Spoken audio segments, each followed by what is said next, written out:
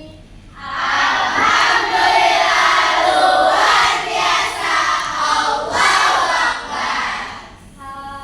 Nggak kerasa ya kita udah mau AS ya? AS ya? AS ya, minggu depan kalau banget ya. Jadi saya sebelum minggu kemarin kan kita udah memulai pembelajaran tentang komunikasi humas. Nah sekarang saya akan melanjutkan yaitu media komunikasi humas. Tapi sebelum saya menerangkan materi, saya akan absen kalian satu persatu ya. Tapi biasanya kan kalau absen itu jawabannya apa? Hadir tuh gitu kan. Sekarang kalau saya panggil namanya, kalian sebutin idola kalian. Jawab pakai nama idola kalian ya. Gak apa-apa kalau kalian gak punya idola, mau idolanya orang tua, guru atau diri sendiri gak apa-apa. Kayak misalkan saya ya, saya dulu ini. Aku juga namanya. Kayak misalkan saya, Bala Kami Putri, saya nyobu.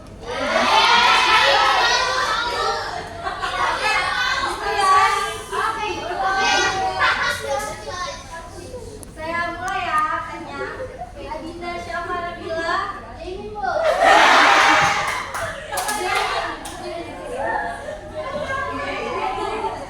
Alifia Maulidah, Ustadz Hanana Takib.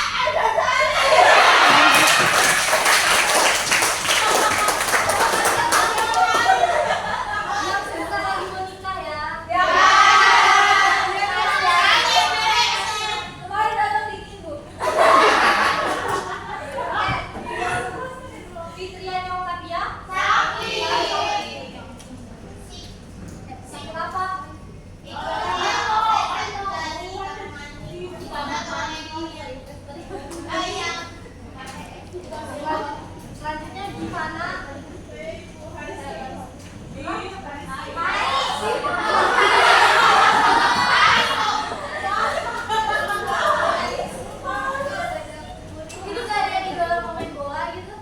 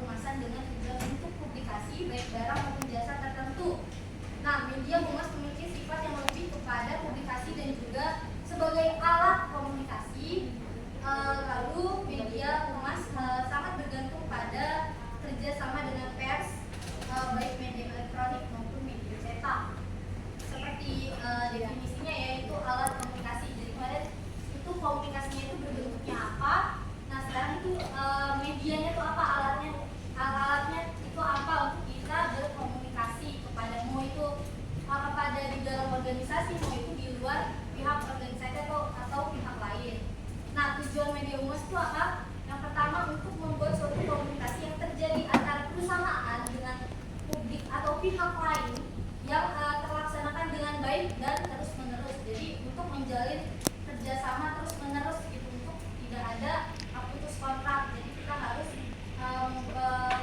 membuat suatu media komunikasi yang efektif kepada pihak tersebut. Lalu ada untuk mempromosikan produksi baik barang maupun jasa sehingga mampu meningkatkan pemasaran produk suatu perusahaan. Lalu yang keempat ada untuk meningkatkan citra dari perusahaan atau lembaga ataupun organisasi di mata khalayak umum atau di pihak lain. Nah yang terakhir untuk meningkatkan kepercayaan dari publik. Kayak emang kita dari awal kan bicara humas kan untuk citra positif pada perusahaan, itu dia sebagai muka utama dari suatu perusahaan. Lalu ada jenisnya nih, jenis media humas yang berkaitan dengan pihak lain. Jadi ini medianya. Itu yang pertama ada media humas internal dan eksternal. Nah untuk internal itu media internal merupakan suatu cara untuk menyampaikan dan menerima suatu informasi yang berada di kalangan internal dan perusahaan. Nah pada dasarnya media ini memiliki sifat non komersil. Ada yang tahu non komersil apa? Ada yang tahu?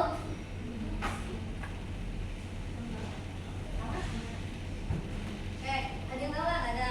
Jadi non komersil itu suatu hal yang tidak bisa diperjualbelikan. Ya. Jadi kalau non komersil tadi tidak bisa diperjualbelikan. Misalkan itu kan internal berarti ada di ruang lingkup perusahaan aja, ya kan? Berarti kalau misalkan informasinya hanya untuk di dalam organisasi saja itu kan nggak bisa diperjualbelikan kan? Itu nggak bisa karena nanti perusahaan pesaing akan memakai alat tersebut untuk sebagai kelemahan gitu. Nah lalu ada media humas eksternalnya, itu merupakan segenap kegiatan humas yang diarahkan kepada khalayak di luar perusahaan.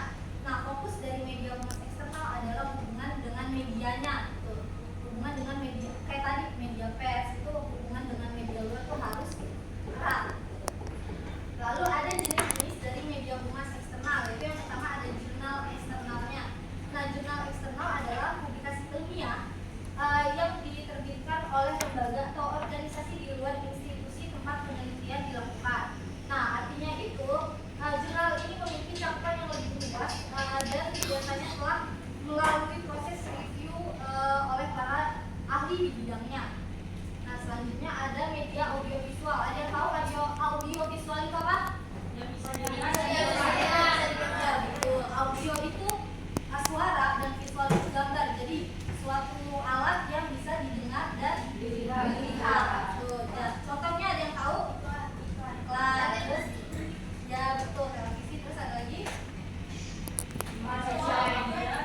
ya di sosial media, di handphone itu seperti film pendek atau teaser atau lain-lain, tapi terutama iklan ya. Lalu yang ketiga ada literatur edukatif. Nah literatur edukatif ini adalah segala bentuk tulisan atau karya yang berkaitan dengan pendidikan, baik berupa buku, artikel, laporan penelitian atau bahan ajar. Nah tujuannya adalah untuk memberikan informasi, pengetahuan dan pemahaman tentang berbagai aspek dalam pendidikan. Lalu yang keempat adalah penyampaian lisan. Ada yang tahu penyampaian lisan? Langsung. Iya betul. Jadi menyampaikan secara langsung kepada pihak lain, gitu ya. Jadi bertemu secara langsung, menyampaikan secara langsung. Lalu yang kelima ada pameran. Nah, pameran ini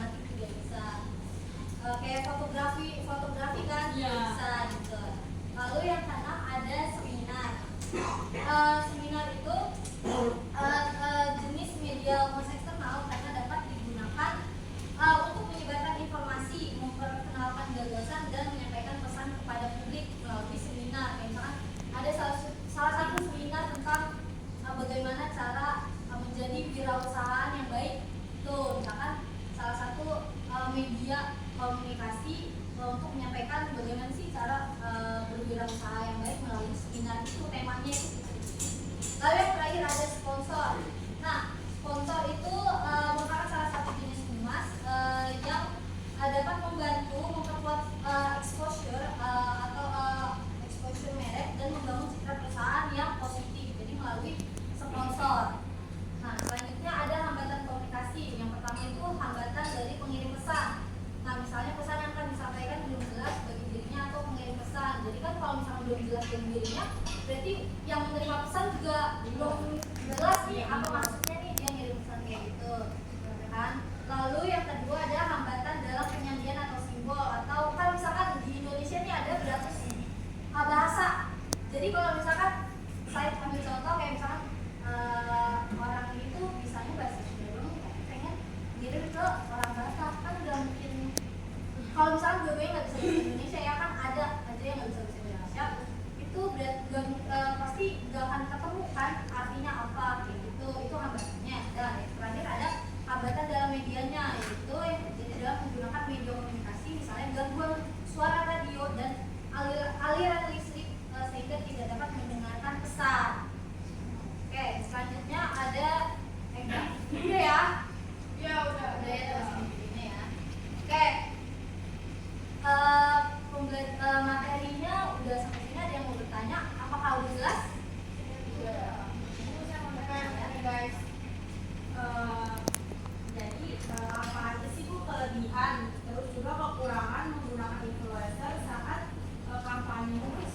Oke, jadi kan tadi kita kan udah belajar ya, kayak media komunikasi humas tuh bisa pakai kegiatan dengan cara menarik influencer untuk itu kan apa namanya, untuk kita kerjasama gitu. Nah, kelebihan kekurangannya itu, yang pertama kelebihannya jangkauannya luas. Kayak misalkan contoh ambil kita Rachel Fenya misalkan, itu kan jangkauan nggak cuma Rachel Fenya sih, semuanya, semua influencer pasti jangkauannya luas ya kan. Itu kelebihannya pertama, jangkauannya luas. Bisa aja dari luar negeri itu nge-follow dan membeli produk dari karena membeli produk kita dari dia gitu. Saya tahu dari Rachel-nya ini gitu, atau influencer ini jangkauannya luas. Lalu yang kedua kredibilitasnya tinggi, yaitu pengikutnya cenderung mempercayai banget kan sama influencer ini. Jadi mau influencernya beli ini itu, aku mau beli ini gitu kan. Jadi kredibilitasnya tuh tinggi. Lalu engagementnya juga tinggi. Yalah pasti kan engagement atau dilihat kan setiap hari kan followersnya bertambah atau viewersnya naik gitu kan. Lalu kekurangannya kenapa? Biayanya mahal ya kan? Kayak misalnya contoh salah satu influencer ada 20, bisa satu video itu cuma satu video itu 20 juta misalkan, itu endorse ya jatuhnya, itu bisa sampai 20 juta. Lalu ada resiko reputasinya, kalian tahu lah pasti kan ada aja yang kontroversi ya kan. Itu jadi resiko reputasinya juga dilihat gitu loh. Takutnya kalau kita udah ini sama apa sih, udah kerja sama influencer ini, ternyata reputasinya anjlok, kita tiba-tiba jadi kontroversi. Iya gitu. Makanya kita harus pintar-pintar milih gitu kan. Lalu tidak semua influencer cocok dengan produk atau jasa yang kita tawarkan gitu. Nah, selanjutnya ada yang mau bertanya lagi? Ada lagi nggak? Oke, kalau nggak ada kita quiz ya. Oke. Nah, before we begin, yaitu perhatikan soal dengan seksama. Lalu nggak usah maju ke depan ya, kalian diri aja di tempat kalian masing-masing ya. Oke, gimana? Udah siap? Udah. Apa? Pertama, kata komunis memiliki makna. Ada yang tahu? Berdiri. Makna